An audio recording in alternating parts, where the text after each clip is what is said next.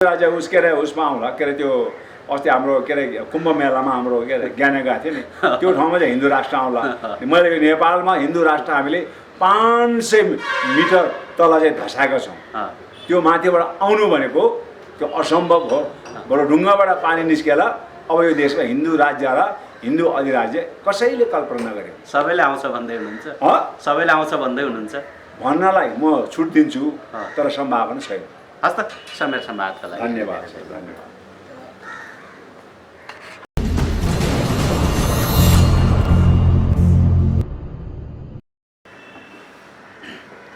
आदरणीय दर्शकबिन पछिल्लो समय राजनीतिले कोल्टे फेरे पनि एउटै अनुहारको बार बार प्रमुख दल अथवा प्रमुख ठाउँहरूमा उपस्थिति भइराख्ने कामहरू चाहिँ जारी भइरहेको छ। पछिल्लो समय राजनीतिमा एउटै दल एउटै पार्टी र एउटै अनुहारको व्यक्तित्वहरूले ठाउँ ओगटिराखेपछि यस देशमा 80% अहिन्दू मूलवासी जनजाति आदिवासी पछाडिएका वर्ग दलित त्यसैगरी सीमान्तकृतहरूको अनुहार यो देशको प्रधानमन्त्री राष्ट्रपति जस्ता ठाउँहरूमा कहिले देख्न पाइन्छ त? यसै विषयमा हामी केही बहस गर्न गइरहेका छौँ। आजको कार्यक्रममा हुनुहुन्छ पूर्व जनजाति आदिवासी जनजाति महासङ्घका पूर्व महासचिव त्यसैगरी जसपाका केन्द्रीय नेता हुनुहुन्छ आङ्काजी ज्यू स्वीकार दिनु होला। हार्दिक स्वागत छ यहाँलाई। धन्यवाद धन्यवाद। ILO 169 अनुसार जल जमिन जङ्गलको अधिकार मूलवासीहरूलाई आदिवासीहरूलाई जनजातिहरूलाई हुन्छ भन्ने छ हैन, तर देशहरूले चलाएको छ यो हुनसक्छ? अब यहाँ समस्या के छ भन्दाखेरि एक आदिवासी जनजातिहरूको बारेमा कानुन बन्न असाध्यै गाह्रो हो र त्यो बनेका कानुनहरू पनि लागू गर्न झन् गाह्रो हो। त्यसकारणले जब आदिवासीहरू अथवा मधेसीहरूलाई लाभान्वित हुने कानुनहरू बन्छ अथवा राज्यको मूल धारमा जाने प्रत्यु हुन नसकेका होइन एउटा चाहिँ शासित अवस्थामा बसेका प्रभुत्वविहीन अवस्थामा बसेका जाति समुदायहरूलाई माथिल्लो चाहिँ राज्यको मूल धारमा ल्याउनका लागि जुन प्रकारको एउटा चाहिँ सहुलियत दिनका लागि समावेशी कानुन हुनुहरू होइन उसलाई प्राकृतिक स्रोतपाती उनीहरूको अधिकारका कुराहरू चाहिँ जब स्थापित गर्न चाहिँ राज्यलाई एक प्रकारको अन्तर्राष्ट्रिय कानुनले दबाब दिन्छ कि नेपाल सरकारले विभिन्न अन्तर्राष्ट्रिय कानुनहरूमा चाहिँ उसले हस्ताक्षर गरेको छ। जस्तै हाम्रो आदिवासी जनजाति सम्बन्धी एउटा चाहिँ अन्तर्राष्ट्रिय चाहिँ कानुन छ श्रम सन्धि, त्यो श्रम सन्धिमा चाहिँ पक्ष राष्ट्र भएर चाहिँ उसले हस्ताक्षर गरेको छ। त्यसले के बाध्यात्मक अवस्था सिर्जना गर्छ भने त्यसले चाहिँ नेपाल सरकारलाई त्यो ILO 169 कार्यान्वयन गर्नका लागि आवश्यक नेपालका कानुनहरू चाहिँ संशोधन गर्नुपर्ने हुन्छ र त्यो कानुनहरू संशोधन गर्न ऊ नचाहने र अर्को चाहिँ यदि संशोधन गरिहाले पनि त्यसलाई असाध्यै घुमाउरो पाराले चाहिँ संशोधन गर्ने र गरिसकेपछि त्यसलाई झन् लागू गरेको त तपाईँ प्रसङ्गै नजोडेको हुन्छ। त्यही चाहिँ यो समस्याले चाहिँ हाम्रो चाहिँ आदिवासी जातिहरू मधेसीहरू अथवा उत्पीडित जाति समुदाय वर्गको चाहिँ मुक्ति चाहिँ कानुन मात्रै बनाएर पनि नपुग्ने रहेछ जस्तो हामीलाई लागिरहेछ। भनेपछि अब आदिवासी जनजाति अथवा पछाडिएका वर्गहरू मूलवासीहरू जस्तै अब दलितहरू मधेसी वर्गहरू देशको शीर्ष स्थानमा पुग्ने चान्सेस छैन होइन त? अब अहिलेको दुई तिनवटा कुरा हो। एक त हामी विभिन्न पार्टीमा भएका ती उत्पीडित राष्ट्रिय जाति वर्ग लिङ्गका मानिसहरू हामी एउटा चाहिँ दास होइन एउटा गुलाम प्रवृत्तिबाट हामी आफै चाहिँ ग्रसित छौँ कि जस्तो लाग्छ कि कहिले पनि आफू के अरे शासक हुन कल्पना नगर्ने होइन, अरूलाई शासन अरूलाई शासन सत्तामा बढाउनका लागि काँध थाप्ने होइन, अनि आफू शासन सत्तामा पुग्न सकिन्छ भन्ने हेक्क नभएको हो कि आफू शासन सत्तामा पुग्न सकिन्छ भन्ने आँट नभएको हो कि अथवा आफू शासन सत्तामा पुग्छ भने चेत नखुलेको हो कि हामीलाई एकदम अचम्म लाग्छ। किन भन्दाखेरि तपाईँ अहिलेको चाहिँ भनौँ न चर्चित चाहिँ के अरे पार्टीहरू तपाईँले नेपाली काङ्ग्रेस हेर्नुहोस् होइन, त्योभित्र विमलेन्द्र निधि जस्तो प्रकाशमान श्रेष्ठ जस्तो उनीहरू छन् होइन, उनीहरू सबै त्यहाँका भएका आदिवासी मधेसी शिल्पी दलितहरू मिल्यो भने त काङ्ग्रेसको सभापति त उहाँहरू हुनसक्छ नि त। र जब दलको चाहिँ अध्यक्ष अथवा सभापति हुने बित्तिकै त ऊ चाहिँ संसदीय दल निर्वाचन जितेर संसदीय दलको नेता पनि हुन्छ, संसदीय दलको नेता हुने बित्तिकै चाहिँ प्रधानमन्त्रीको उम्मेदवार पनि बन्न सक्छ। यो माध्यमबाट चाहिँ कमसे कम नेपालको चाहिँ विगत 400 वर्षदेखि इतिहासमा एउटै जाति एउटै भाषा एउटै समुदाय होइन को जुन के अरे प्रधानमन्त्री हुने जुन प्रचलन छ अथवा अध्यक्ष हुने प्रचलन छ त्यसलाई चाहिँ ब्रेक हामी गर्न सक्थ्यौँ भन्ने चाहिँ हाम्रोमा कुरा हो। अब एमालेभित्र तपाईँलाई अहिले हेर्नुहोस् होइन, झन् अहिले चाहिँ माओवादीबाट रामबहादुर थापा बादल हुन्छ, सुभाष नेम्बाङजी हुनुहुन्छ होइन, अनि अब उता के अरे प्रचण्डकोमा हेरेर देव गुरुङ हुन्छ, नारायण काजी श्रेष्ठ हुन्छ, वर्षमान पुन आनन्द हुन्छ, पुन पासाङ हुनुहुन्छ होइन। अनि अघि नै मैले भने नि के कारणले उहाँहरू चाहिँ नि त्यो चाहिँ भनौँ नेतृत्वदायी भूमिका निर्वाह गर्न। अब अर्को चाहिँ फेरि विडम्बना के छ भन्दाखेरि आदिवासी जनजातिहरूले चाहिँ ल राज्य सत्तामा एउटा विद्रोह गर्नका लागि चाहिँ नेतृत्व लिएर चाहिँ कुनै आन्दोलन छेड्यो भने जब आदिवासी जनजातिले नेतृत्व गरेका आन्दोलनले एउटा सार्थक रूप लिन खोज्छ नि त्यति बेला ती आदिवासी जनजातिहरूले विभिन्न मुद्दा लाएर जेल हाल्ने प्रचलन छ। जुन तपाईँले देख्नुभयो अहिले हाम्रो चाहिँ रेशम चौधरीजी के अरे चाहिँ लक्ष्मण थारूहरू थुनिरहेको अगाडि आउनु चाहन्छ, मधेसले पनि आन्दोलन छेड्यो र आन्दोलनले एउटा चाहिँ सार्थक परिणाम प्राप्त गर्ने अवस्थामा गोली हानेर उहाँहरूको हत्या गरेर उहाँहरूले चाहिँ झुटा मुद्दा लगाएर अहिले चाहिँ चान्चुन चाहिँ 300 भन्दा हाराहारीमा चाहिँ आदिवासी मधेसी थारू चाहिँ आन्दोलनकारीहरू जेल सजाय। अनि पहाडे ब्राह्मणहरूले आन्दोलन गरे सिंहदरबारमा चाहिँ प्रवेश हुने होइन। अब प्रचण्डले विद्रोह गरे सिंहदरबारमा पुगे, बिपीले विद्रोह गरे के भन्छ सिंहदरबारमा पुगे होइन होइन। अब विप्लवले विद्रोह गरे ऊ पनि सिंहदरबार पुनः आइरहेछन् होइन। तर आदिवासी जनजातिहरूले मधेसीहरूले चाहिँ विद्रोह गऱ्यो भने उनीहरू चाहिँ काहीँ न काहीँ सिंहदरबारमा पुग्नको लागि विद्रोह गरे, तर पुग्छ कहाँ भन्दाखेरि ऊ चाहिँ जेलमा पुग्ने स्थिति आएछ। यो चाहिँ हाम्रो लागि असाध्यै चाहिँ दुःखदायी विडम्बना भन्नु पर्यो। यो कुरा बुझ्दा बुझ्दै सम्पूर्ण दलका आदिवासी जनजाति पछाडि वर्गका दलितका मधेसी वर्गकाहरू नेताहरू एक ढिक्का एक ठाउँमा किन आउनु नसक्यो अहिलेसम्म? उसकै पार्टीभित्र एक ढिक्का भएर नेता बनाउनु त सक्दैन भने अरू पार्टीसँगको एक ढिक्का त तपाईँ कल्पना नगर्नुहोस् न। कमसे कम काङ्ग्रेसभित्र एमालेभित्र माओवादीभित्र भएका उत्पीडित जाति समुदायका नेताहरू एक ढिक्का भइदिएको त हुन्थ्यो नि। मलाई स्मरण गर्न चाहन्छु हाम्रो चाहिँ के अरे मैले असाध्यै चाहिँ मान्ने होइन हाम्रा चाहिँ काङ्ग्रेसका चाहिँ ब्याकग्राउन्डका हुनुहुन्छ नि हाम्रो भूविक्रम नेम्बाङ दाइ होइन। उहाँमा यति चाहिँ राजनीतिक दृष्टिकोण चाहिँ दूरदृष्टि छ।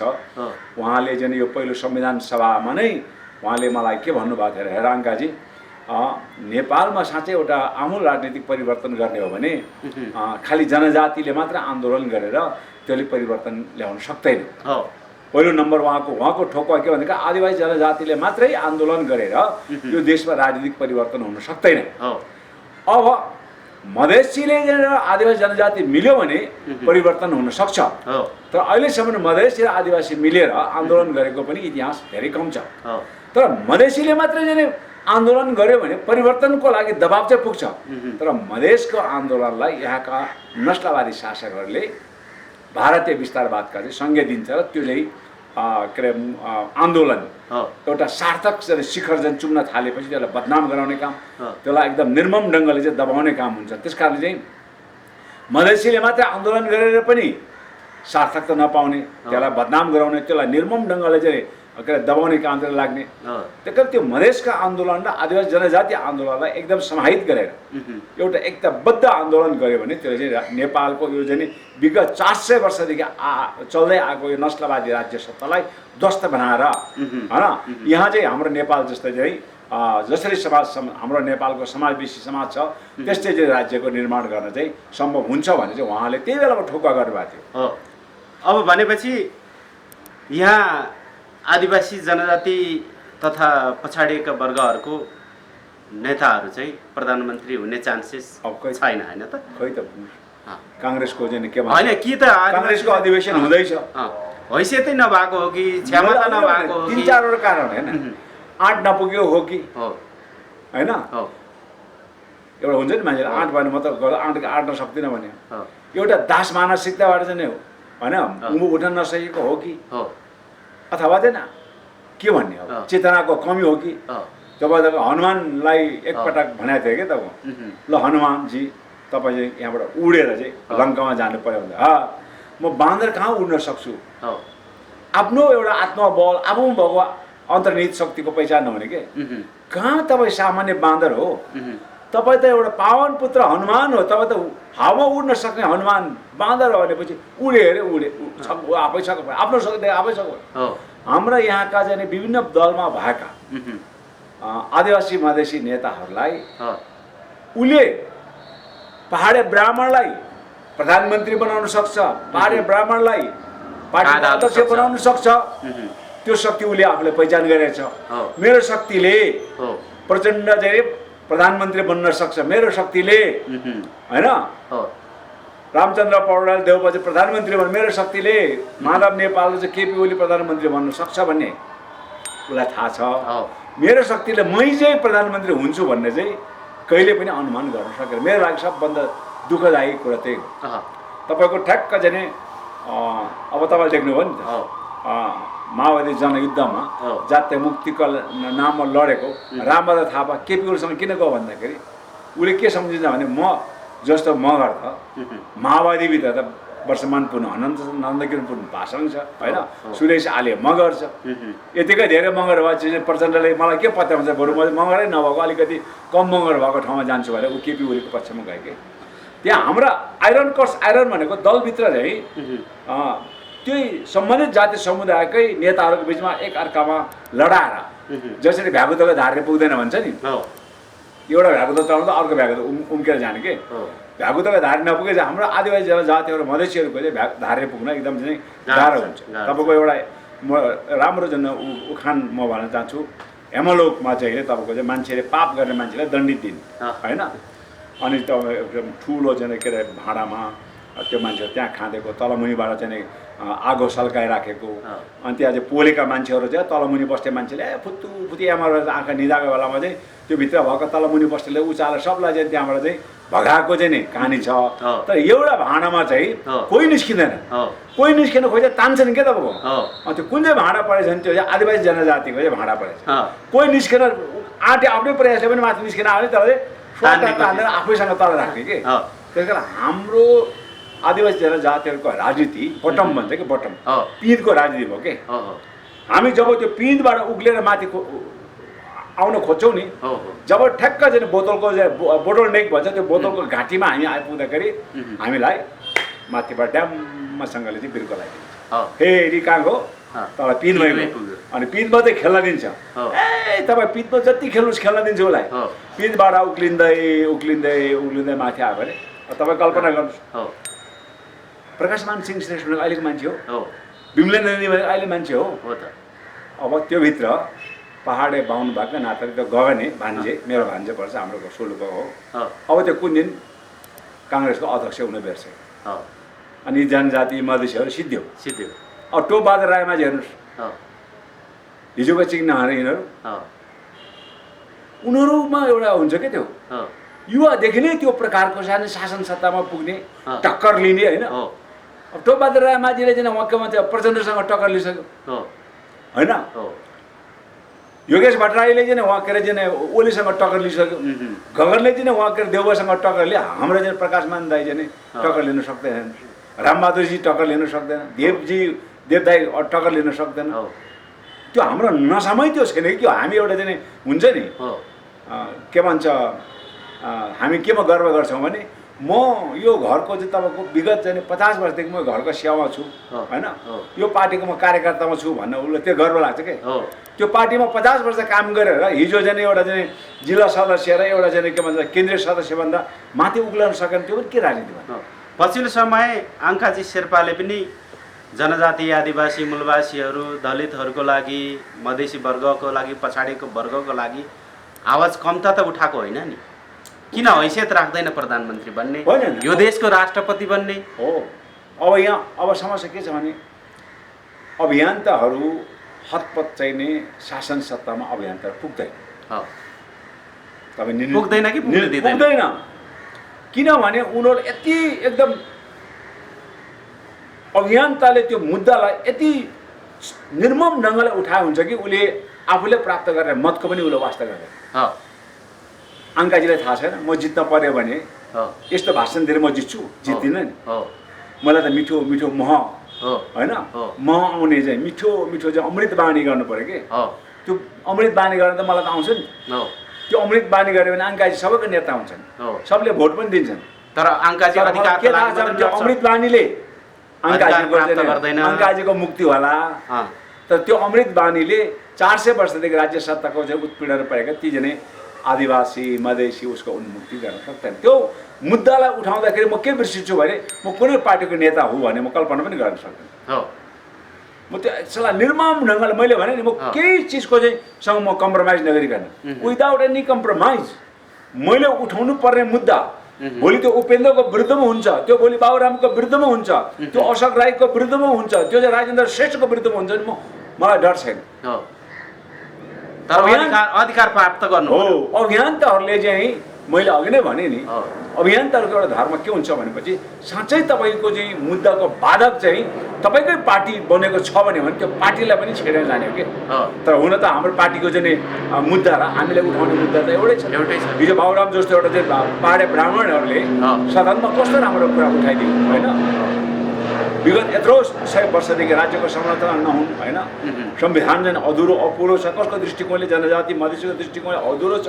शासन सत्तामा उनीहरू पुग्ने चाहिँ एउटा चाहिँ बाटोहरू सबै चाहिँ संविधानमा ब्लक गरिएको छ।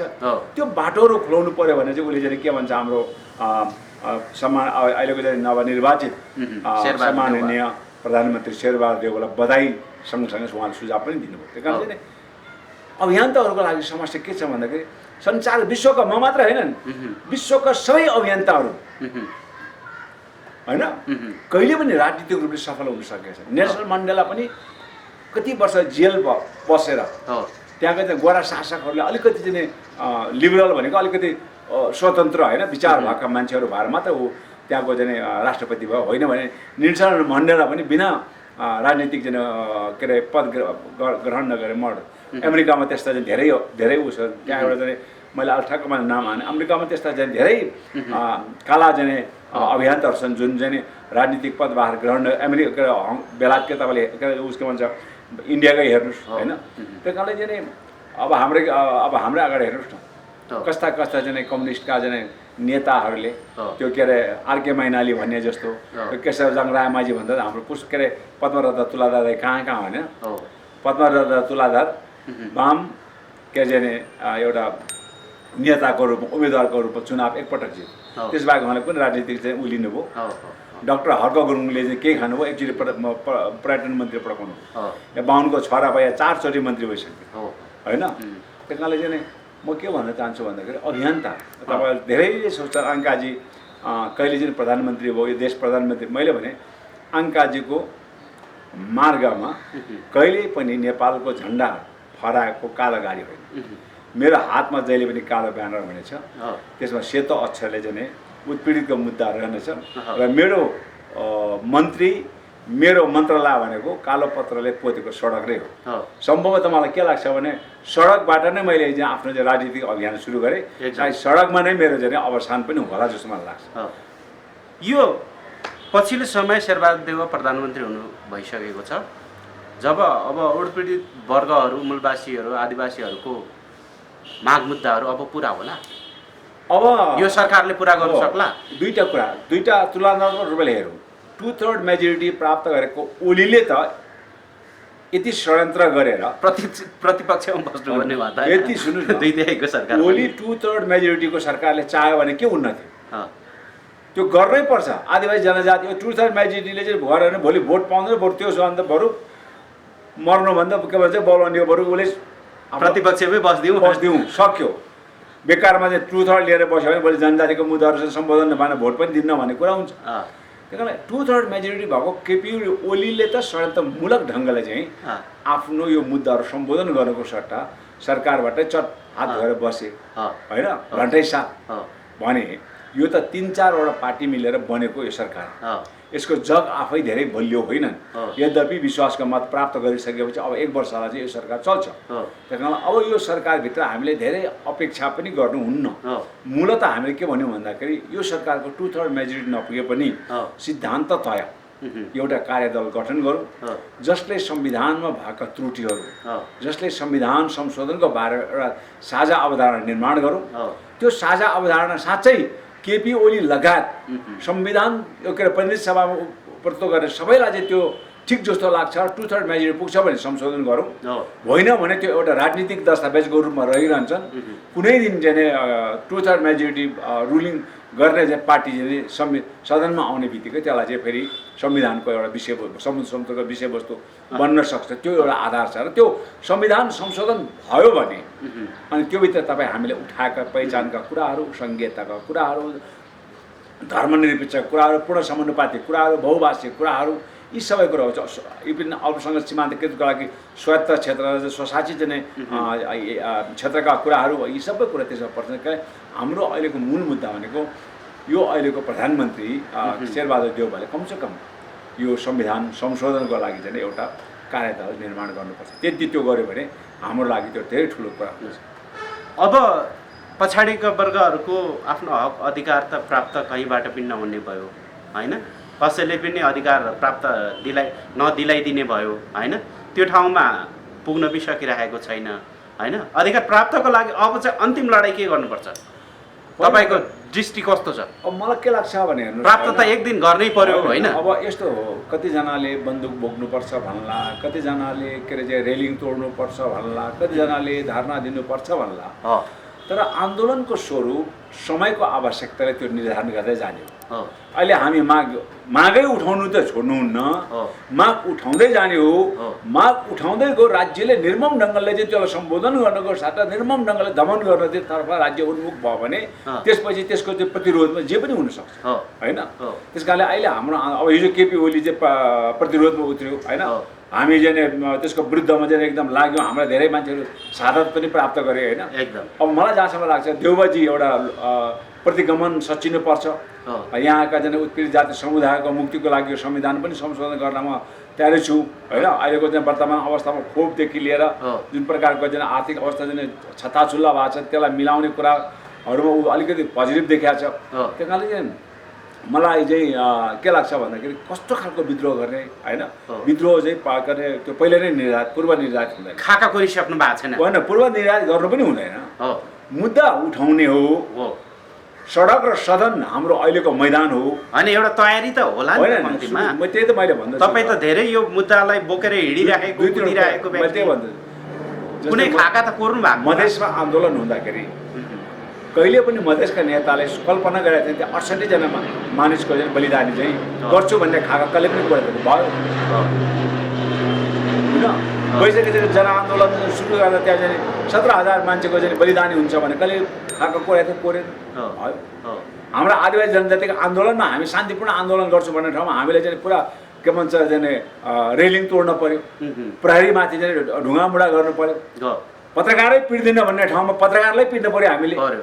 अब हाम्रो विरुद्धमा चाहिँ एकदम षड्यन्त्रमूलक ढङ्गले नस्लवादी पत्रकारहरू होइन, एकदम चाहिँ षड्यन्त्रमूलक ढङ्गले चाहिँ पत्रकार त स्वतन्त्र हुन्छ होइन र के को स्वतन्त्र देख्नु भयो नि रिपोर्टर्स क्लबमा माथि आक्रमण पत्रकार पत्रकारहरू जहिले पनि आवाजविहीनहरूको आवाज बन्ने हो कि, चाहे त्यो कुनै जातको कुनै वर्गको होस्, पत्रकारको मूल धर्म भनेको आवाजविहीनहरूको आवाज बन्ने, समाचारलाई सम्प्रेषण गर्ने हो, सम्पादन गर्ने होइन। यहाँको पत्रकार के छन्, उसलाई मन परेको चाहिँ समाचार सम्प्रेषण गर्छन्, होइन भने त्यसलाई चाहिँ कुन कुरा काट्ने चाटचुट काटेर चाहिँ त्यो फिल्मको एडिटिङ गरेर चाहिँ मिलाएर चाहिँ सम्पादन गर्छ के। त्यही कारण मैले भन्छु the true job of a journalist is not to edit the news, उसको काम चाहिँ जस्ट रिलिज द न्युज, समाचार सम्प्रेषण गर्नु पर्यो।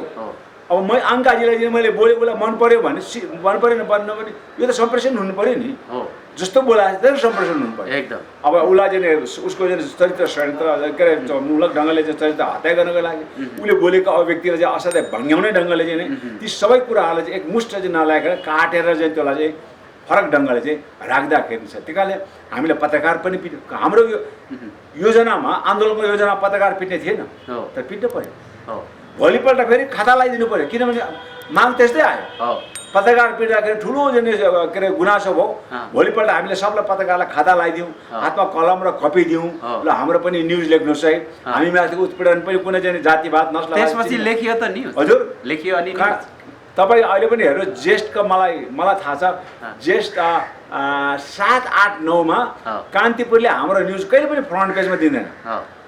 हाम्रो न्युज कान्तिपुरले छाप्ने भनेको बिचको भएको त्यो पनि तल पुच्छरमा मुसाको चाहिँ पुच्छर जत्रो जस्तो सानो छाप्ने त्यो कान्तिपुरले त्यो आन्दोलनको बेला फ्रन्ट पेज हाम्रो न्युजले कभर गरेको थियो, सेकेन्ड फुल पेज कभर गरेको छ। त्यो न्युज अहिले पनि मैले सङ्ग्रहालयमा मेरो आफ्नो घरको सङ्ग्रहालयमा त्यो जग्गा गरेको छु। त्यो इतिहास पनि हो, लातङको भूत बातौँ से नै मान्दा भन्छ नि, कुनै कुनै भूतहरू कस्तो हुन्छ लातै नआनी हुन्न के। अनि नेपालका चाहिँ नस्लवादी पत्रकारहरू चाहिँ त्यस्तो खालको भूत हो जस्तो लातै नआनिकन जनजातिको समाचार नलेख्ने रहेछ भन्ने कुरा त्यहाँदेखि हामीले बुझ्यौँ। भनेपछि त्यो त अब इतिहास पनि अब फेरि त लेखिँदैन होला। हजुर, अब लेखेन मैले भने नि अहिले नै के अरे पुरा योजना बनाएर हिँड्ने होइन, भोलि चाहिँ स्थिति फेरि आयो भने फेरि त्यही ढङ्गले चाहिँ हाम्रो विद्रोहहरू सुरु हुन्छ। हस् त, अब भने हामी कार्यक्रमको अन्त्यमा छौँ। हजुर, आजको कुरा लगभग सकियो जस्तो लाग्छ। केही बाँकी रहेको छ भने एकदम मेरो चाहिँ अनुरोध छ। अहिले चाहिँ जस्तै भनौँ न, मैले म भन्छु काङ्ग्रेसको सम्मेलन हुन आँटेको छ होइन, कमसे कम सबै आदिवासी जनजातिका महाधिवेशन के अरे प्रतिनिधिहरूले होइन दलित नजुदाउनु होला, मधेसी नजुदाउनु, जनजाति नजुदाउनु। यता चाहिँ के अरे रामचन्द्रको जनजाति देवको जनजाति भएर जुत्ने काम नगर्नुहोस्। मेरो मान्यता तपाईँको लडाइँ नस्लवादी, तपाईँको काङ्ग्रेसभित्र पनि नस्लवादी पहाडे ब्राह्मणको चाहिँ चिन्तन बोकेको मान्छेहरू छन्। धर्मनिरपेक्ष विरुद्ध चाहिँ लड्ने गगन थापा र कृष्ण सिटौला चाहिँ शेखर कोइराला जस्तो मान्छे हार्नुपर्छ होइन, रामचन्द्र पौडेल जस्तो मान्छे हार्नुपर्छ। कारण म के भन्छु भने don't fight each other, iron cuts iron भन्ने सिद्धान्तको आधारमा यहाँका पहाडे ब्राह्मण शासकहरूले राज्यमा मात्र होइन पार्टीभित्रमा पनि त्यो चाहिँ के भन्छ षड्यन्त्र गरिराखेको छ। फाइटिङ हो, त्यो षड्यन्त्र बुझौँ। Don't fight each other. तपाईँको लडाइँ भनेको नस्लवाद हो, त्यो नस्लवादको चाहिँ प्रतित्व भनेको त्यो पार्टीभित्रको पहाडे ब्राह्मण नै हो। त्यही तपाईँ सबैजना मिलेर पहाडे ब्राह्मणलाई परास्त गर्ने र आफू त्यो ठाउँमा आउने प्रयास गर्ने। पहाडे ब्राह्मणको इसारामा आफ्नै जाति समुदायको नेतृत्वलाई चाहिँ बन्देज गराउने, त्यसलाई चाहिँ निषेध गराउने, त्यो निष्क्रिय गराउने काममा तपाईँ नलाग्नुहोस्। सबैलाई मेरो त्यो त्यस्तै गरेर भोलि चाहिँ अब एमालेको अधिवेशन होला, भोलि जनता समाजवादी पार्टीको अधिवेशन होला। सबैले के कल्पना गर, कमसेकम जनता समाजवादी पार्टीको त म त ब्राह्मणहरू पनि म माइन गर्दैन, किन भन्नुहोस् न, त्यो साथीहरू कस्तो भने हाम्रै जस्तो भावना बोकेर हिँडिरहेछन्। भोलि गर्ला नगर्ला त्यो भविष्यलाई देखाउला, तर जबसम्म उसले गर्छु भन्छन्, जबसम्म चाहिँ विधान र चाहिँ घोषणापत्र चाहिँ उसले चाहिँ स्वीकार छ, त्यो घोषणापत्रमा त अङ्काजीले उठाउने मुद्दा नि त्यहाँ छ। र अङ्काजीले उठाउने मुद्दामा एउटा कुनै ब्राह्मण आउँछ भने फेरि हामीले पूर्व गरेर ढङ्गले चाहिँ जातका आधारमा ब्राह्मण भनेर गाली गर्नु पनि भएन। त्यही कारण अब जस्तै लोकतान्त्रिक प्रजातन्त्रको मुद्दा उठाउने होइन, एउटा युवा नेताको रूपमा चिनेको हाम्रो सोलुको भान्जा गगन थापा अहिले हिन्दू अधिराज्यको चाहिँ वकालत गरेर हिँडेको छ। योभन्दा नस्लवाद के हो, यस्तो खालको मान्छेलाई हिन्दू राष्ट्र त आउनै लाग्यो नि, सबैले माग गर्नु आउँछ।